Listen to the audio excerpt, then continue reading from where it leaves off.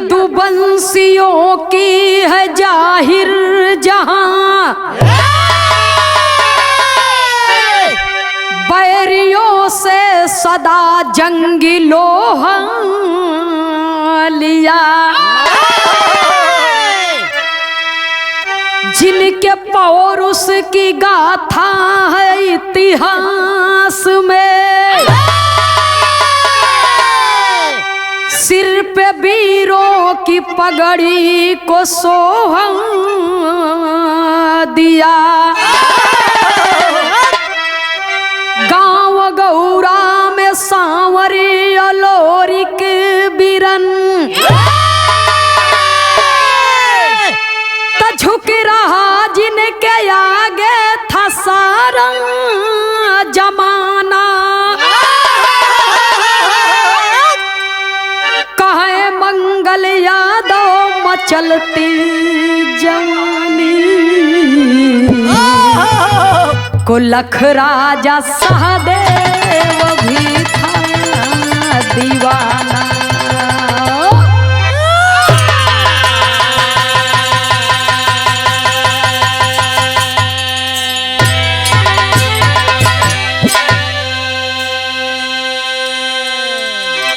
बिरहा सुने वाले बाबूजी, लोरिकायन एक ऐसी कहानी है जिसके विषय में लोग एक बार बताते हैं तो सोचते हैं राम और कृष्ण जी की कहानी, उनकी जीवनी, उनके नाम की पुस्तक आपको हर जगह पर मिल जाएगी। आल्हा के विषय पर मिलेगा आपको, लेकिन सांवरी और लोरिक के विषय में ढूंढने में बहुत समय लगता है और उसे लिखने में भी समय लगता है। तो पहले के जमाने में लोग जब गीत गाया करते थे वो चनैनी गाते थे, इसीलिए कहा जाता है कि जहां न पहुंचे रवि वहां पहुंचे कवि। तो हमारे मंच पर बैठे हैं हमारे कवि जी श्री खेमराज यादव मोछ वाले, जिनकी देन है कि ये बिरहा समाज हमें मिला है। आप लोगों का प्यार दुलार आशीर्वाद मिल रहा है। कवि जी ने प्रयास किया और लोरिकायन की पुस्तक को ढूंढ करके ले आए और बड़े मेहनत और परिश्रम के साथ उस कहानी को बिरहा का रूप दिए बाबूजी। ये बिरहा आपके बीच में प्रस्तुत है। बिरहा के अंदर एक लाइन कव्वाली का भाव है मास्टर साहब।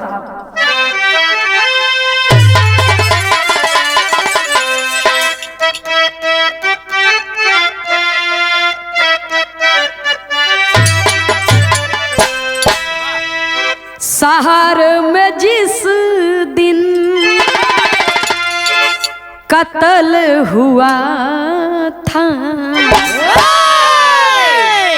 शहर में जिस दिन कत्ल हुआ था, ईद मनाई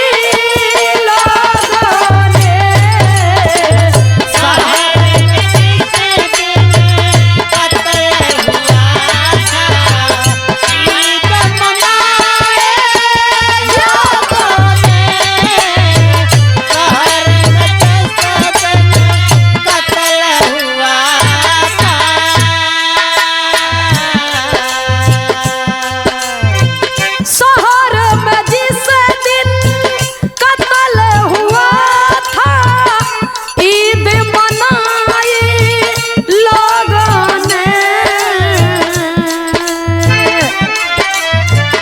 हिंदू मुस्लिम सिख ईसाई, हिंदू मुस्लिम सिख ईसाई, गोली चलाई लोगों ने, हिंदू मुस्लिम सिख ईसाई, गोली चलाई लोगों ने, हिंदू मुस्लिम सिख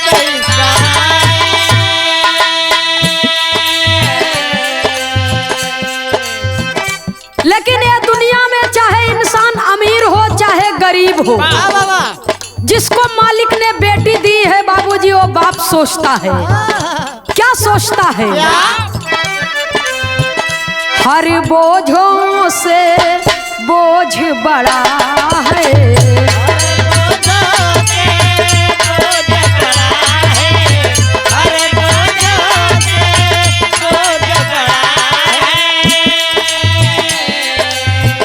हर बोझों से बोझ बड़ा है, घर में जवायत बेटी का, हर बोझों से बोझ बड़ा है, घर में जवायत बेटी का, हर बोझों से बोझ बड़ा है।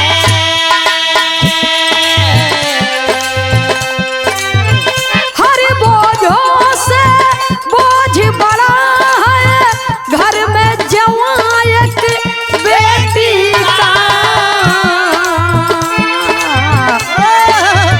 राजा हो या रंग धरा पे, राजा हो या रंग धरा पे, सबको फिकर इस खेती का, राजा होया रंग धराते, सबको फिकर यहाँ बेटी का, राजा होया रंग धराते।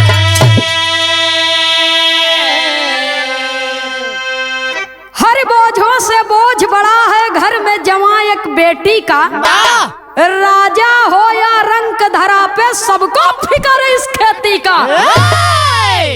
ये दुनिया में चाहे इंसान अमीर हो चाहे गरीब हो, हर व्यक्ति सोचता है हमारे पास बेटी है तो हमारी बिटिया की शादी जिस भी घर में हो वो सुखी सुखी अपना जीवन व्यतीत करे, उसके जिंदगी में कभी दुख का साया ना पड़े।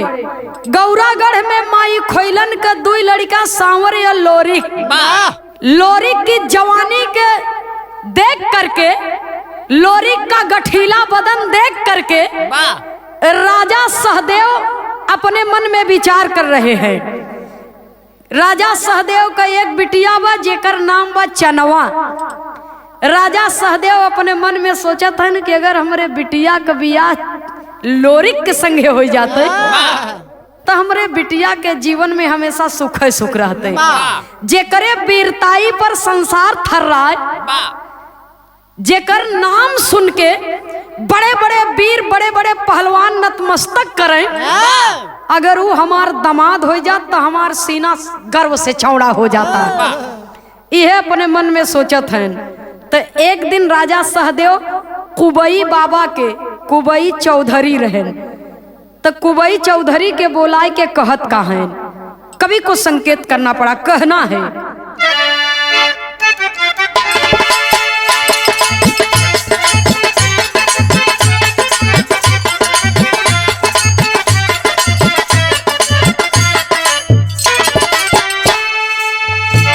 बेटी जवा चंदा हुई सहदेव सोचते,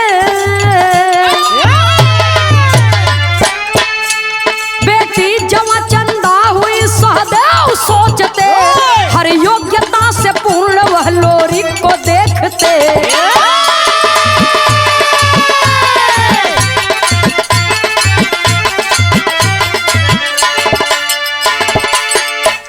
पर बात दादा कुबई इनकार कर दिए,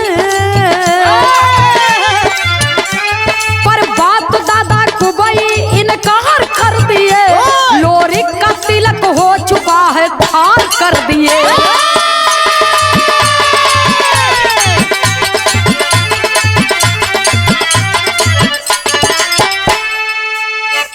क्रोधित हुए सहदेव तब ऐलान कराए, क्रोधित हुए सहदेव तब ऐलान कराए, सिलहट के शिवधरा से तब ब्याह रचाए।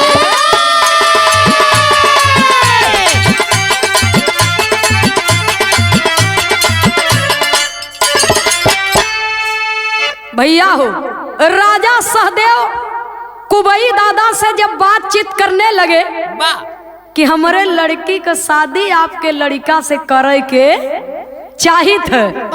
जब इतना बतिया सुने कुबई दादा तो कहें लोरिक का तो तिलक हो चुका है, लोरिक की शादी तो तय हो चुकी है। कहाँ तय हो चुकी है? राजा माहर की बिटिया मजरी से लोरिक का विवाह तय हो चुका है, लोरिक का तिलक भी हो चुका है। जब इतना बतिया सुने बाबूजी राजा सहदेव तो क्रोध में आ गए कि हमरे बिटिया चनवा का रिश्ता तो आपने ठुकरा दिया। पूरे अपने राज्य में ऐलान करवा दिए कि खबरदार, हमारे राज्य क्षेत्र अधिकार से जो भी लोरिक के बारात में जाएगा उसे सूली पर चढ़ा दिया जाएगा। ये राजा का आदेश है, लोरिक के बारात में हमारे राज्य से कोई नहीं जाएगा, हमारे महल से कोई नहीं जाएगा। वही जौने दिना लोरिक के बारात जाए के वही दिना अपने बिटिया चनवो को बियाह तय कर दिए सिलहट के शिवधरा पहलवान से। एहवर लोरिक के बारात जाता ओहर शिवधरा अपन बारात सजा के लेके आवता। बारात आई बाबूजी, द्वार चार हुआ, जल जल पान हुआ, भोजन संपन्न हुआ, बड़े प्रेम पूर्वक से बियाह हुआ बाबूजी। चनवा की विदाई हुई, चनवा अपने ससुरे जात बा। एहवर लोरिक अपन दुल्ही ले आए के अपने घरे आवत है, ओहर चनवा अपने ससुरे पहुंची। और जब अपने ससुराल पहुंचत बा तो बिटिया चाहे अमीर को हो चाहे गरीब को हो, लाखों सपना उसके हृदय में रहता है अपने ससुराल को लेकर के, अपने पति को लेकर के। लेकिन चनवा का पूरा दिन तो बीत गया खुशी खुशी, रात का वक्त है, इंतजार करती रह गई, पूरी रात बीत गई, शिवधरा आया नहीं। 2 दिन बीत गया फिर भी शिवधरा आया नहीं। धीरे धीरे 3 दिन बीत गया, चौथे दिन चनवा अपने ननद के बुलाए के कहा, ये बिट्टो ही बतावा तुम्हार भैया कहीं लड़ाई उड़ाई पर गहन का? कहे काहे? कवि को संकेत करना पड़ा। चनवा के हृदय का भाव का बा। बिरहा में एक लाइन तर्ज है, कैसे मास्टर साहब?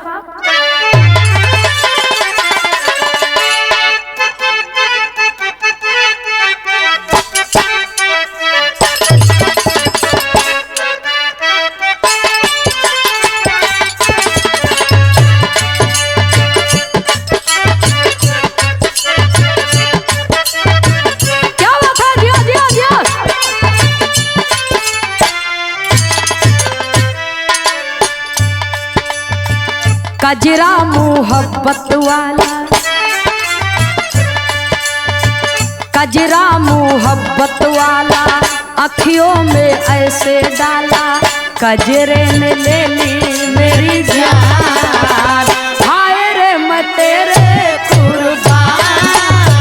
कजरा मोहब्बत वाला अखियों में ऐसे डाला, कजरे ने ले ली मेरी जान, हाय रे मैं तेरे कुर्बान। कजरा मोहब्बत वाला अखियों में ऐसे डाला, कजरे ने ले ली मेरी जान, हाय रे मैं तेरे कुर्बान। लेकिन ससुरे में चनवा का मन का दशा का बा। ससुरे में चनवा आई, ससुरे में चनवा आई, पति का न दर्शन पाई, बहे पूरवैया झकाझोर, बहे पूरवैया झकाझोर, मारे झुलनी आहिलो।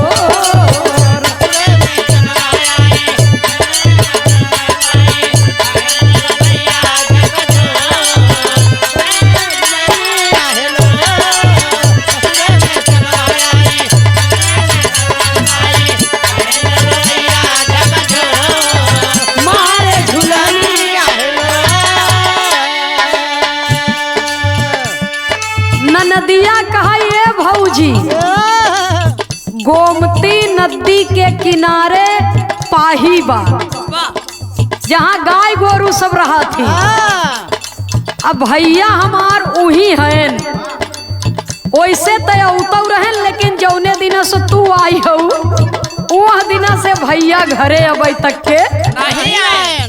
तो चनवा 12 बजे रात में सिंगार उंगार कई के भोजन का थाली सजाए के वाह अपने पति के लगे जाता, वाह पाही पे पाही पे अपने पति के मनावे बदे पतवा लगावत रतिया गोमती की नरवा आई। पतवाला गावत रतिया गोमती की नरवा आई। पतवाला गावत रतिया गोमती की नरवा आई। गैयन के डेरावा में सूतल सजनवा पाई। गैयन के डेरावा में सूतल सजनवा पाई। गैयन के डेरावा में सूतल सजनवा पाई। दुल्हा के खींची चादर पूछत बादई के आदर। दुल्हा के खींची चादर पूछत बादई के आदर। कवन कसूर बाटई मोर मारे झुलनी आहिलो।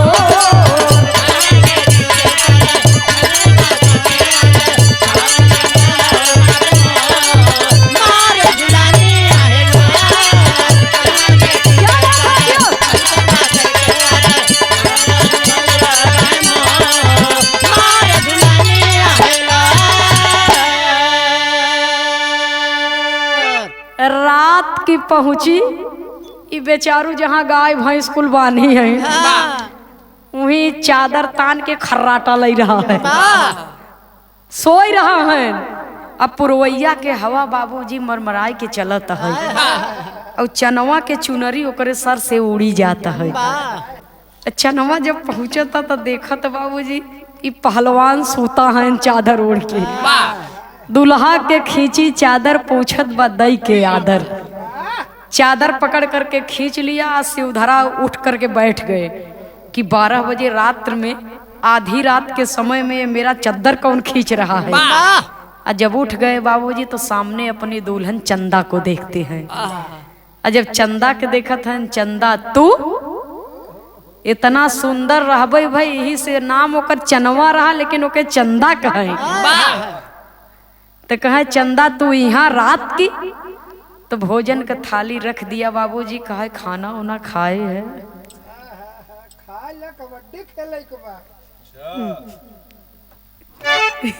चनवा जब इतना बतिया पूछा तो शिवधरा कहे नहीं आज क्यों लई के उबन भ। चनवा कहे क्यों नहीं आई, यही बरे तो हम आई है। तो चनवा बाबूजी ये हमरे बिरहा सुने वाले बाबूजी हमरे खाटी इलाहाबाद का खाटी भाषा हो। यही बदे हमारा हारमोनियम मास्टर साहब कहत हैं आपके यहाँ गाजीपुर बनारस बलिया एहवर चल जावा तो लोग कहीं खाए पी ले हुआ यार चल के सुत्ता। अब प्रतापगढ़ रायबरेली चल जावा तो वहाँ कहीं अरे यार खाए वो लिए है चला पहुड़बा कि न पहुड़बा। और हमारे यहाँ जब इलाहाबाद में आप लोग देखब वहाँ लोग कहीं कि खाना वाना खा लिए है अब चल ओलरा। तो वैसे ही वो ओलरा बा बेचारा। तो जब दुल्हन के देखा था तो खाना वाना दुल्हनिया दिहेस बेचारू पानी पी लिहन भोजन कैलिहन हाथ मुँह धोई के आराम से बैठन। तो दुल्हिया कहा ये बतावा हमसे कोनो गलती हुई गई बा का हम तोरे पसंद के नहीं है का तोहार बियाह जबरदस्ती भव हमारे संगे। कवि को बिरहा शैली में टेरी के भाव में लिखना पड़ा।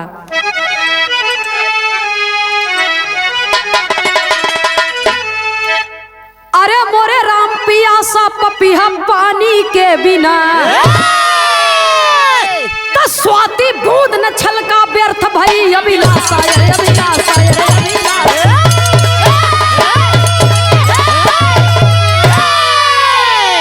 स्वाति बूंद न छलका व्यर्थ भई अभिलाषा पियासा पपिया पानी के बिना। शिवधरा कहा सुनो तू बहुत सुंदर हो बहुत खूबसूरत हो। अब बियाह हमारे मर्जी से भवा हमारे मर्जी के खिलाफ नहीं भावा। हम तोहरे लगे नहीं आए शर्म के मारी। कमी तोहरे में नहीं न कमी हमारे में बा। काहे बदे नहीं आए। शिवधरा कह रहा है क्या कहा शिवधरा काऊ बताई प्यारी बतिया सुना हमार। कहा शिवधरा काऊ बताई प्यारी बतिया सुना हमार। खास किया पूजा शिव जी का वर मांगो शिव कहे दिखा। गलती से कह दिया लिंग का छोट बड़ा कह सकी आकार। गलती से कह दिया लिंग का छोट बड़ा कह सकी आकार, घट घट वासी अविनाशी तब यो मस्त कह चले दुआर। शिवधरा का है सुना, कमी तोहरे में नाही न कमी चनवा का है हमसे न बताऊ बा, शिवधरा का है तोहसे न बताऊ तब कैसे बताऊ का कमी बा। शिवधरा कहा एक बार हम भगवान भोलेनाथ का घोर तपस्या किया, और जब घोर तपस्या किया तो भगवान भोलेनाथ हमारे तपस्या से प्रसन्न हो गए और प्रकट हो गए कि बोलो भक्त तुम्हें क्या चाहिए, बोलो वत्स तुम्हें क्या चाहिए। तो गलती से कह दिया लिंग का छोट बड़ा कह सकी आकार, घट घट वासी अविनाशी तब यो मस्त कह चले दुआर। गलती से हमारे मुँह से निकल आए कि मैं जब चाहूं तब अपने लिंग को अपने इच्छा अनुसार बढ़ा सकूं। जब ये इतना बतिया सुनत है भगवान भोलेनाथ तो यो मस्त कह करके अलक्ष्य हो गए। जब अलक्ष्य हो गए तब कवि को संकेत करना पड़ा। कैसे मास्टर साहब?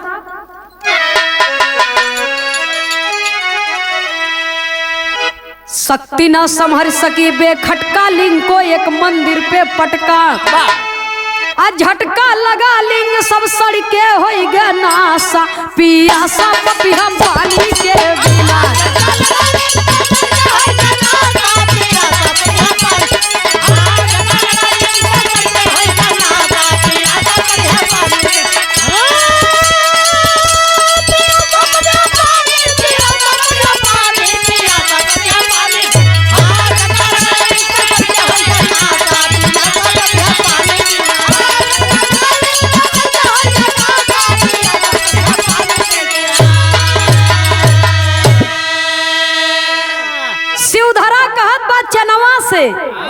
कि सुना भगवान भोलेनाथ जैसा सीधा सादा भगवान कोई नहीं। भगवान भोलेनाथ एक ऐसन है कि भक्त के बात से बहुत जल्दी प्रसन्न हो जाते। जब हमें इतना कह दिया कि गलती से कह दिया लिंग का छोट बड़ा कह सकी आकार, घट घट वासी अविनाशी तब यो मस्त कह चले दुआर। भगवान भोलेनाथ ने कहा यो मस्तु ऐसा ही होगा। इतना कह करके अलक्ष्य हो गए। और जब भगवान भोलेनाथ चले गए तो हमार आजमाओ के मन कह दिए कि जौन वरदान दिए हैं सच्चों में सही बाकी नहीं।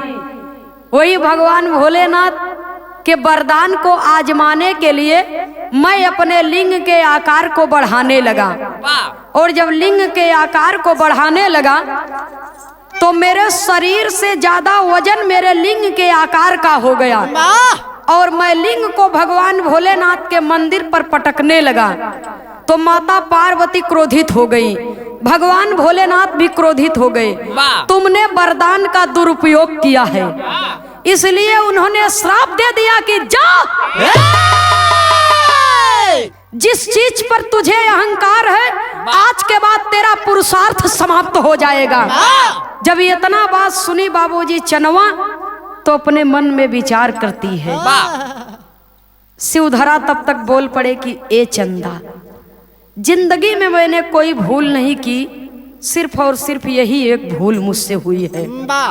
और मेरे भूल की इतनी बड़ी सजा मुझे मिली है कि मैं तुम्हारे पास आने के काबिल नहीं हूँ। चनवा कहे तब, शिवधरा कहे मर्जी तुहार रहा, चाहे आपके इच्छा हो तो आप जा सकती हैं हमारे पास से। चंदा मायूस हो गई और वहां से चल देती है। कहे चादर उधर ओढ़ ल, तू अब आराम से सोआ। चंदा चलत बा। कैसे चलत बा मास्टर साहब?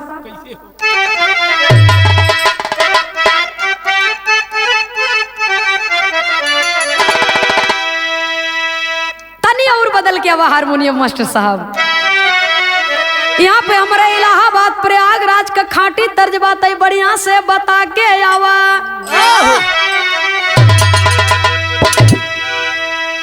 चंदा चलती है, तर्जवा से बढ़िया फर्ज गनवा में बा। अरे राम को हाय चली धनिया, ए सुनई वाले बाबू को हाय चली धनिया, बाला मुआई के देश से को हाय चली धनिया।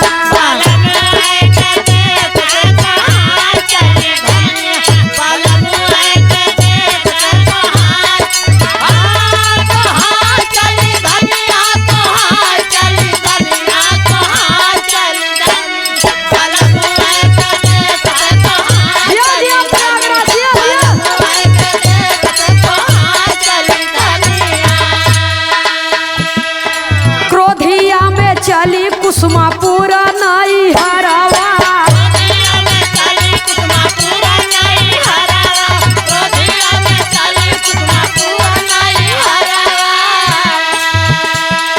बंठावा चरावत रहा जंगल में सुअरवा,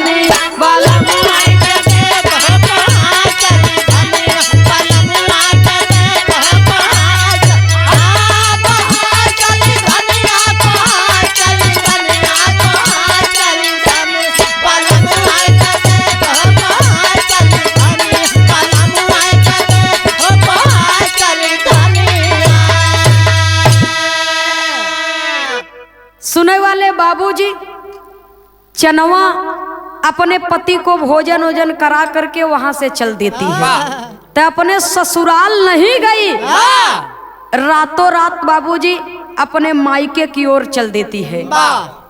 जंगल झाड़ी बाबूजी होते हुए पैदल ही चल देती है।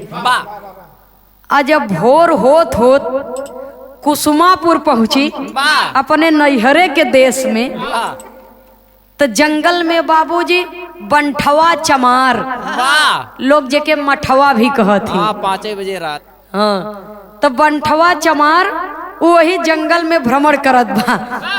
आ जब देखत बा चनवा के, तो चनवा से वो प्रेम करता था, चनवा से प्रेम करता था। लोरी का पूरी अगर कोई काटे तो खाली बंठा पहलवान काटता था, और कोई लोरी की कूरी काटने वाला नहीं था। लेकिन जब चनवा के देखत बा तो खूब बढ़िया भोर का हवा चलत बा, चनवा का केस उड़त बा, चनवा के देख के बंठवा अपने मनोह में सोचत बा। जा करके चनवा के सामने खड़ा होकर के कहता क्या है, क्या बिरहा में एक लाइन तर्ज है मास्टर साहब।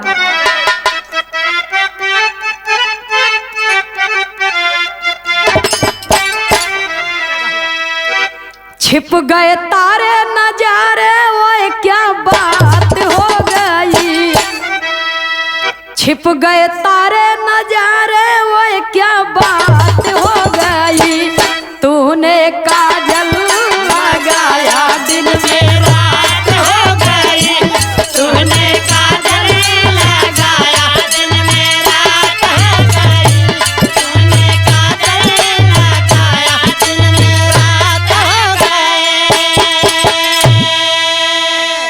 लेकिन बिरहा में भाव है, बंठवा कहत बा चनवा से, दिल है दीवाना गोरी,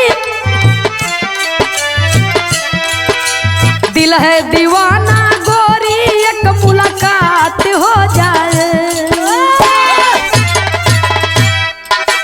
दिल है दीवाना गोरी, एक मुलाकात हो जाए, घेरे कारी बदरिया बरसात हो जाए, घेरे कारी बदरिया बरसात हो जाए, घेरे कारी बदरिया बरसात हो जाए। कारी कारी रातों में मीठी मीठी बातों में मस्ती भरी जवानी,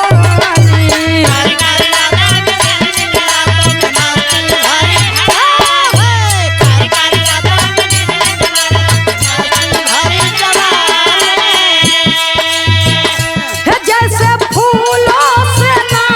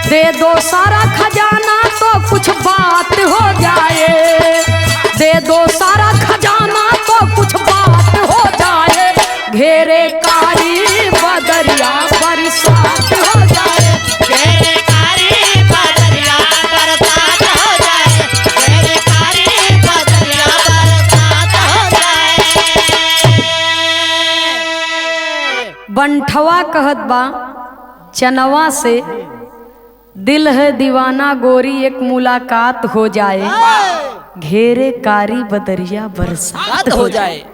ये सुबह सुबह कहाँ से चली आ रही हो? जब इतना बतिया बाबूजी चनवा सुना तो कहा था हट जाओ मेरे रास्ते से, जाने दो मुझे। बंठवा कहा था ना ना, ये जमाने में मौके का फायदा सब उठावे चाहता, लेकिन आपदा में अवसर मत ढूंढा। बंठवा कहत बना चनवा का जीव तो वैसे ही जरत बा कि ऐसा जगह शादी कई दिहन, लोग कहत ही लकड़ी जल कोयला भाई, कोयला जल भाई राख। चनवा का दशा ई बा कि मैं भी रही ऐसी जली न कोयला न राख। और ऊपर से ही आई कि अपन वही बाबूजी बंठवा मनते नहीं बा, हटे के तैयारे नहीं बा। चनवा कहा एक तो भूख हिलाक बा बहुत जो, कुछ खायो नहीं है। चनवा सोच गई कि अब ऐसे ही हटे ओटे न।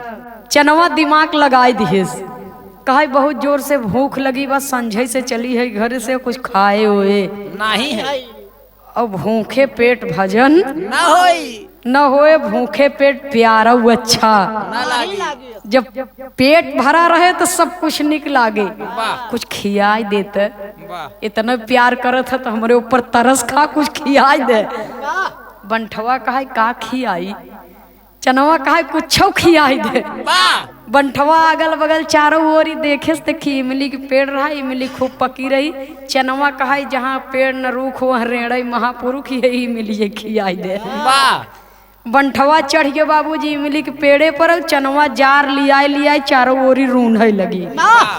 चारों कहती पेड़े के रूंढ दिए, कहा अब तू इमली तोरा वही खा हम चले। चनवा बाबूजी भागते हुए आई अपने घर पे। राजा सहदेव शिकार पर गए हैं, सिपाही लोग भी राजा सहदेव के साथ में गए हैं, कुछ महल में है, कुछ चले गए हैं। चनवा भाग करके जाती है अपनी माँ के पास और माँ के आंचल में बाबूजी समा जाती है।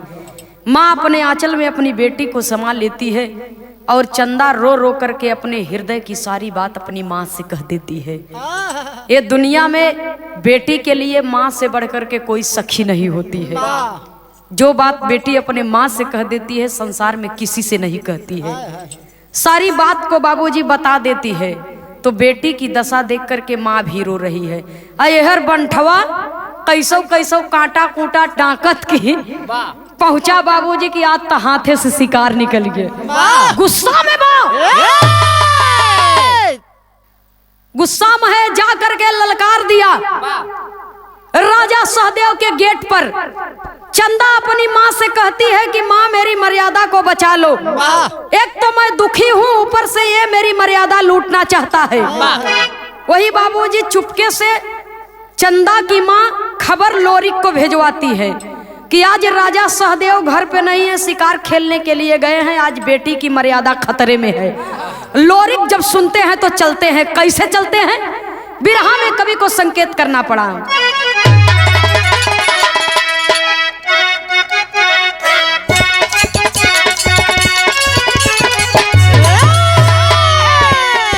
वही तर्ज है, संत लोग गाते हैं भोर में, आजर बाजे झाझर बाजे और बजे करताल है। अरे नव सव योगी मंगल गावे नाचे प्रीतिया।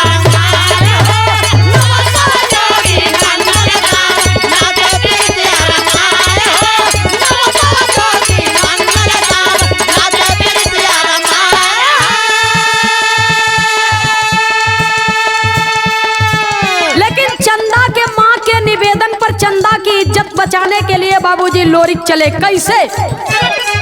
अरे चला बघेला तब यही रे के माँ खोइलन के लाल। अरे फड़क उठा है भूज तंड तब कांपै लागा काल। भूज तंड तब कांपै लागा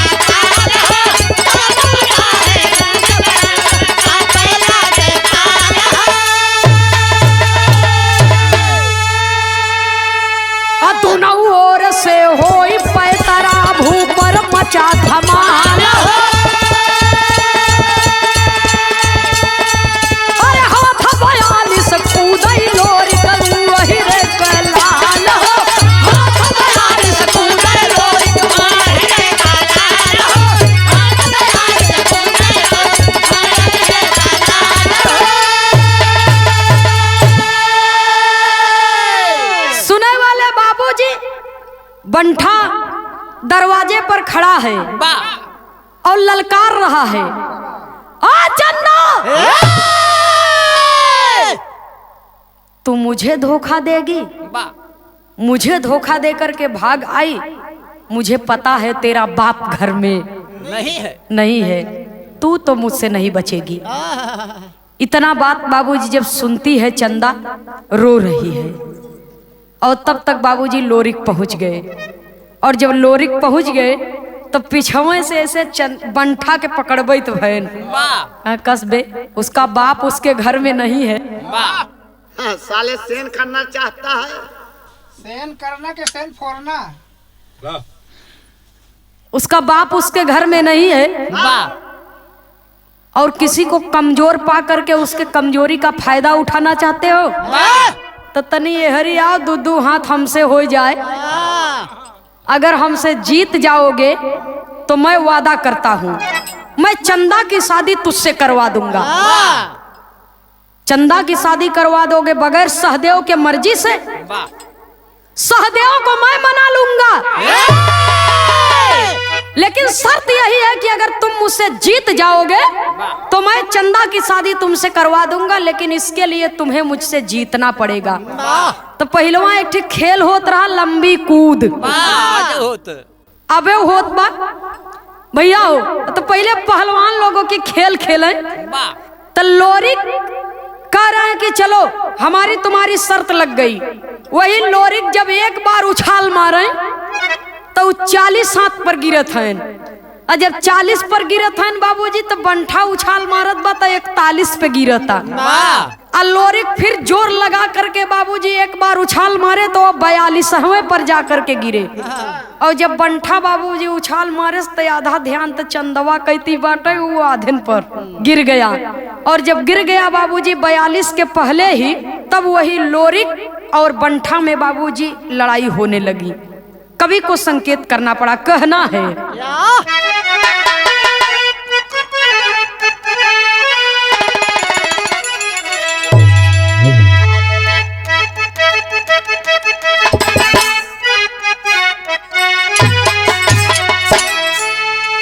अरे झूठे नारा नारी सब गौआ के लोग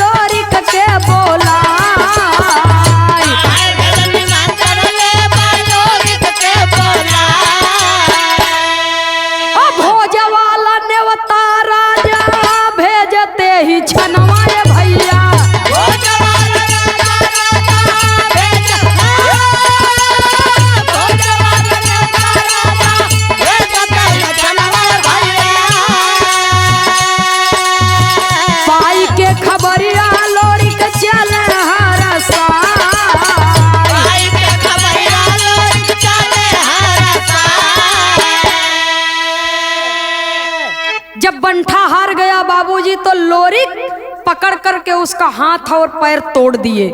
तोड़ करके उसके मांग में सिंदूर लगा करके उसे डोली में बिठा करके वो हार उड़ा करके भेज दिए उसके घर पे। बंठा की माँ अपने बेटे की दुर्दशा देखती है बाबूजी, तो ओहार जब उठाती है तो बेटे की दुर्दशा देख करके माँ हाय हाय करने लगती है। लोग सारी बात को बता दिए कि तोहर बेटवा चंदा से प्यार करत रहा तो चंदा के पिता का अधिकार बनता है कि सजा दे। लोरिक कौन होता है आपके बेटे की इतनी बड़ी दुर्दशा करने वाला? और बंठा बाबूजी कराह करके कहता है कि माँ मेरे मौत का बदला जरूर लेना। चंदा मेरी नहीं हो सकी तो किसी की नहीं होनी चाहिए। इतना बात बाबूजी कहता है और कहते कहते बाबूजी उसकी आंखें सदा सदा के लिए ढक जाती हैं। और जब सदा सदा के लिए ढक जाती है बाबूजी तो बेटे के मरने का दुख है हृदय में। बंठा की माँ दरवाजे पर पहुंचती है, इंतजार करती है राजा सहदेव का। राजा सहदेव जब आए शिकार पर से तो बंठा की माँ रो रो करके सारी बात बता देती है। बिटिया आपकी थी, मेरा बेटा आपके बेटी से प्रेम करता था तो आप जो सजा देते हम कभी बुरा नहीं मानते, लेकिन लोरिक की इतनी बड़ी हिम्मत, किस नाते से लोरिक मेरे बेटे को मौत के घाट उतार दिया। मैं आपकी प्रजा हूं और आप हमारे नगर के राजा हैं। राजा और प्रजा का नाता पिता और पुत्र का होता है, तो आपको न्याय करना पड़ेगा। वही राजा सहदेव भोज का नाम लेकर के भंडारा फनवा दिए, भोज भंडारा जिसे लोग कहते हैं। और जब भंडारा फनवा दिए तो एक चिट्ठी भेजन बाबा कुबई के नाम से कि आपको आना है भंडारे में भोजन करने के लिए। तो कुबई बाबा का तबीयत खराब बल, लोरिक के भेज दियन कि जाए के तो वही भोजन कई आवर। तो धोखे से बंठा को मारा है, धोखे से इसे भी मारा जाएगा। भोजन में बाबूजी जहर मिला दिए और जहर मिलाते हुए चनवा ने देख लिया। पंगत बैठी है, सब लोग भोजन करने के लिए बैठे हैं, तो हुआ क्या? अरे चनवा से चार होइगा लोरिक के नया नवा भैया।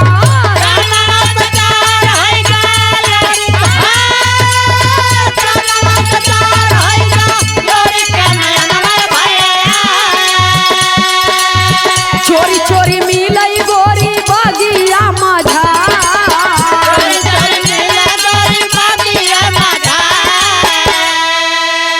अरे धीरे धीरे जान गईले गाँव के लोग भैया, धीरे धीरे जान गईले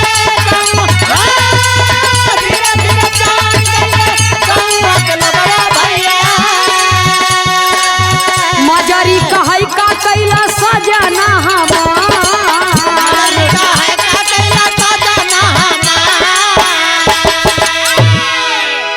जैसे लोरिक भोजन एक कवर उठाएन, ऐसे नीचे से भोजन ऐसे उठाए ना, वैसे ऊपर ताक दिहन बाबूजी। जब ऊपर ताकेन तो अंटा पर चनवा खड़ी रहे। चनवा नहीं आव ताकि भोजन मत की है, वही से इशारा करता कि भोजन मत की है। लोरिक समझ गए कि दाल में कुछ काला है, वही उठ करके खड़े हो गए। राजा सहदेव ने कहा क्या हुआ? लोरिक कहा आज मेरा व्रत है, इतने दिन के बाद आपके यहाँ का निमंत्रण गया, इसलिए मैं खुशी में भूल गया। ये तो भगवान ने मुझे बचा लिया। वही वहां से उठे बाबूजी और निकले, बगिया में गए पीछे साइड से रास्ता से। और जब बगिया में पहुंचे बाबूजी तो चनवा भी गई। क्या बात है चंदा, तूने भोजन करने के लिए मुझे मना क्यों किया? कहा खाना खा लेते तो मर जाते, में जहर रहा। करे तोरे हिया खाना इसे रहा तो चनवा का नहीं, हमरे घरे को भोजन ऐसे नहीं बा। तू बंठवा के मार दी है, ओकर माई हमरे बाप से तोहके मरवावे सोचत बा कि तोहू के मार दे तो मर जा। तो धीरे धीरे बाबूजी नयन चार हो गया। और जब नयन चार हो गया बाबूजी तो चोरी हत्या पाप खुलई आपके। धीरे धीरे बाबूजी ये प्रेम कथा पूरे गांव के लोग जान गए। और जब जान गए, मजरी के कान तक की आवाज पहुंची। धीरे धीरे जान गए गौवा के लोगवा, मजरी कहाई का कैलस सजना हमार। मजरी से कहते हैं कि तुम चिंता क्यों करती हो, हमारे हृदय में तेरे लिए कभी प्रेम कम नहीं होगा। लेकिन मैं क्या करूं, वो भी मुझसे प्रेम करती है, तो उसके प्रेम का सम्मान हमें रखना ही है। वही बाबूजी राजा सहदेव सूचना भेजवा दिए सिलहट के शिवधरा पहलवान के लगे कि तू आवा, हम अपने बिटिया का विदाई करब, लिया के जा। ओहर से शिवधरा चला, हर से लोरिक चले। और जब शिवधरा लोरिक चले बाबूजी तो हुआ क्या? कवि को संकेत करना पड़ा।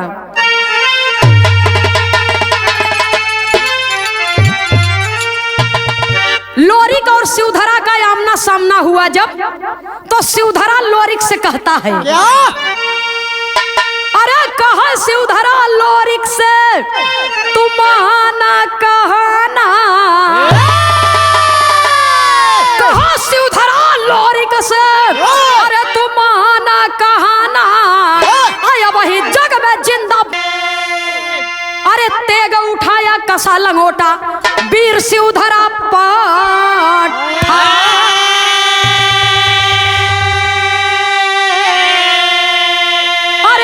भिड़ा जाए लोरिक से वही चन आ उठा के मारा लट्ठा बट्टा ना लागे ई मनवा चंदा के सजा।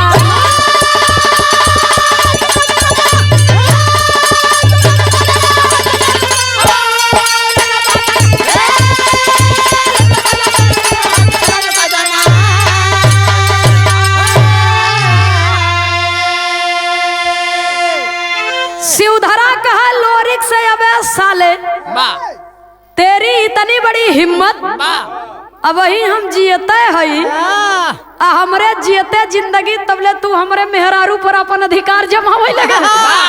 लोरिक कहे देख ले बेटा तोर भलाई यही में बा कि ते वापस चल जा। चुपके से समझावत है, चुपके से समझावत है, वापस चल जा नहीं तो हर पोल पट्टी खोल दे। जो अब वही पानी पर्दा बचा नहीं बेपानी होई के तोके भेजब कह के।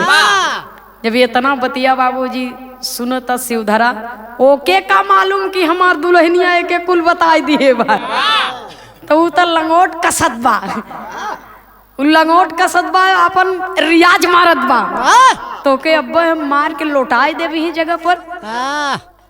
और जब इतना बतिया बाबूजी सुनत हैं लोरिक कहा कबे हिजड़ा साले सरऊ दुल्हन भाग या आधी रात की तोहार इतना नगस सहूर बा आई है हिया लड़ाई बदे मारा पटक के खराब कर दे है कोई। और मैं एक वीर हूँ और वीर का फर्ज नहीं बनता है कि किसी हिजड़े से हाथ मिलाए, इसलिए तुम्हारी भलाई इसी में है कि तुम यहाँ से चले जाओ। जब इतना बात बाबूजी शिवधरा सुनता है तो लज्जा के मारे उसका गर्दन नीचे हो गया, लज्जित हो गया बाबूजी और अपने साथियों के साथ में वापस चला गया। वही राजा सहदेव जा करके अपनी बेटी से क्षमा मांगे और लोरिक से क्षमा मांगे कि मुझसे बहुत बड़ी भूल हो गई, मैं बात को समझ नहीं पाया, मुझसे बहुत बड़ी भूल हो गई। मेरी बेटी आपसे प्रेम करती है तो मैं भी आपके इस प्रेम का सम्मान करता हूँ। वही सम्मान राजा सहदेव अपनी बेटी की शादी लोरिक के साथ में कर दिए और खुशी खुशी विदा कर दिए बाबूजी। आखिरी और अंतिम प्रमाण में गुरु घराने के परिचय के साथ में कवि को संकेत करना पड़ा।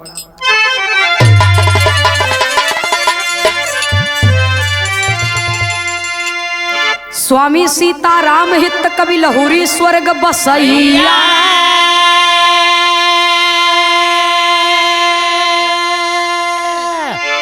अमंगल जौनपुरी के रक्षक सदा शारदा मैया।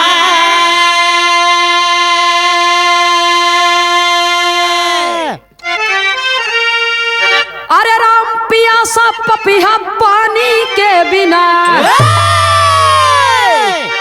हे नंदनी खेमराज के सारा देती आशा, पियासा पपिया पानी के बिना।